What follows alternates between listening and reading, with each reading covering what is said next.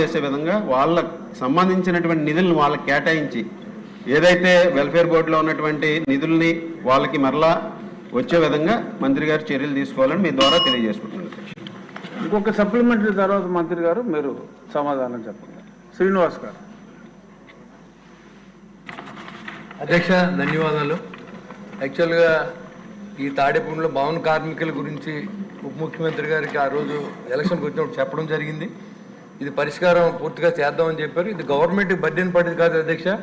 ఏదైతే మిత్రుడు రాధాకృష్ణ గారు చెప్పినట్టు ఇది చెస్ భవన కార్మికులకి వసూలు చేసి బిల్డింగ్ దగ్గర వసూలు చేసి ఆ డబ్బుని ఈ క్లెయిమ్స్ ఇవ్వాల్సిన అవసరం ఉంది.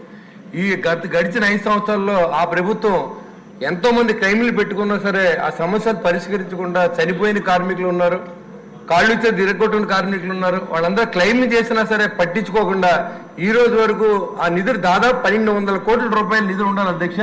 ఆ నిధుల నుంచి వాళ్ళ డబ్బులు వాళ్ళకి ఇవ్వడానికి కూడా ఇలా మనస్కరించక ఆ డబ్బును కూడా డైవర్షన్ చేసి బటన్ నొక్కారేమో అనే అనుమానంతో ఆ డబ్బు ఎక్కడుంది, ఆ డబ్బు వాళ్ళకి ఇస్తారా లేదా, అసలు ఇవ్వడం అనేది జరుగుతుందా లేదనేది కూడా మంత్రి గారు గౌరవ మంత్రి గారిని నేను అడుగుతున్నాను అధ్యక్ష.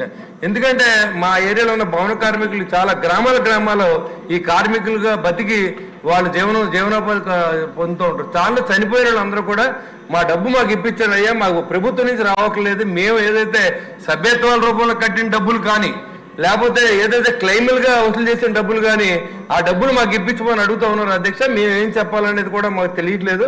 కాబట్టి దయించి మంత్రి గారిని దాని మీద ఏదో యాక్షన్ తీసుకుని వాళ్ళ డబ్బులు వాళ్ళకి వచ్చే విధంగా ఏర్పాటు చేయాలని చెప్పి నేను కోరుతాను అధ్యక్ష. ధన్యవాదాలు. మంత్రి గారు తీరు అడగాల. ఇంకొకరు ఇదే లాస్ట్. అధ్యక్ష, ఇది విషయం వచ్చి స్టేట్ మోటార్ మెకానిక్స్ గురించి అధ్యక్ష. నేను కూడా